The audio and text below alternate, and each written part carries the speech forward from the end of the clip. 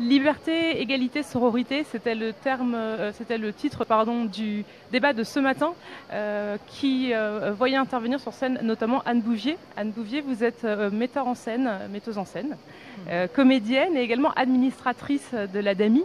Alors justement, l'ADAMI hier a publié une étude sur la place des femmes dans le spectacle vivant. Est-ce que vous voudriez revenir dessus?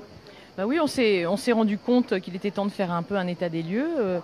Et on est à peu près à 38% de femmes présentes dans les arts vivants, donc c'est pas beaucoup. En tout cas, il y a encore du boulot. Et surtout dans les variétés, on se rend compte qu'il y a 10% de femmes, par exemple dans le jazz, donc là c'est carrément dingue, 1% chef d'orchestre, enfin bon. Donc il y a vraiment du boulot dans le secteur aussi de la réalisation. Il y a 12% de femmes qui réalisent des téléfilms, 10% de films de femmes qui sont présents au Festival de Cannes. Donc voilà, il y a du travail. Alors, vous faites souvent partie, vous nous l'avez dit pendant le débat, de jurys donc qui ont à juger de la qualité de différents projets, des projets portés par les hommes et des projets portés par les femmes. Un des problèmes qu'on voit dans le spectacle vivant, c'est que souvent il y a un biais presque inconscient de la part des personnes qui jugent en défaveur des femmes. Comment est-ce que vous essayez de lutter contre ça? Ben face à ça, il faut un peu, je crois, se forcer individuellement à penser différemment, à se dire oh là là, soyons vigilants, étudions autrement, regardons autrement. C'est vrai qu'on est porté culturellement, historiquement, un peu par la prédominance des hommes. Voilà, c'est comme ça, c'est pas grave. Mais donc il faut se forcer, je crois, à penser les choses différemment. Et donc on s'est tous dit dans le jury, on était déjà à parité dans le jury, essayons de donner des bourses 50-50 et quitte à passer un peu en force, à dire peut-être que les deux sont bien. Par exemple, si on hésite entre deux projets hommes-femmes, on va choisir celui de la femme pour essayer d'arriver à un 50-50. Et puis pour que les mentalités évoluent, que les choses évoluent, qu'après, c'est un peu comme l'histoire des quotas. Aux États-Unis, ils ont imposé ça. Et je trouve que c'est pas mal, parce qu'au départ, il y a quelque chose d'un peu forcé, mais qui va faire évoluer les mentalités de façon plus pérenne, je crois. Donc en fait, il s'agit de mettre en place une discrimination positive, même s'il me semble qu'il y avait des débats sur le terme de discrimination. Oui, Blandine Pellissier disait que c'était mieux de parler d'action positive que de discrimination. Je trouve que c'est un peu vrai.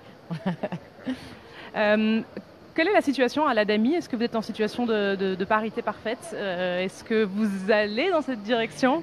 Alors, au sein du conseil d'administration dont je fais partie depuis 1 an et demi, nous sommes en parité parfaite pour la première fois.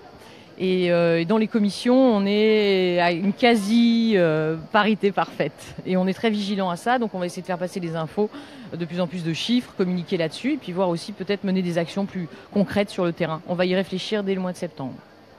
Alors, on joue avec le terme de parité et le terme d'égalité. Vous faites une différence entre les deux? Il faut faire attention, c'est vrai, on peut se réfugier derrière le terme parité, ça va, il y a des hommes, il y a des femmes, on est bien, et puis finalement, sur le terrain ou dans les actes, il ne se passe pas grand-chose. Je pense que le terme d'égalité est plus intéressant, plus fort, plus profond, parce qu'il revient effectivement plutôt à l'idée de démocratie.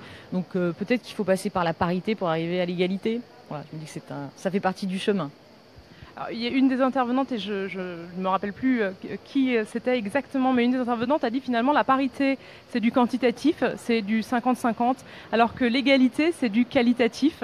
Et quand on se félicite qu'il y ait de la parité, bien finalement ça cache parfois des inégalités et des discriminations où il y aurait finalement peut-être 50% d'hommes et 50% de femmes, mais les hommes seraient surreprésentés dans les fonctions de direction.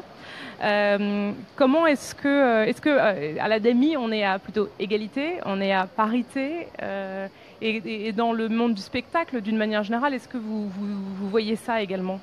C'est vrai que pour les postes plus leaders, il y a beaucoup plus d'hommes que de femmes encore, très clairement. Là, nous, on a un directeur général, mais qui est très vigilant à cette question, mais qui est un homme, c'est un fait. Après, dans le bureau plus resserré, on est à parité, 2 hommes, 2 femmes autour du directeur, mais c'est un directeur, c'est pas une directrice.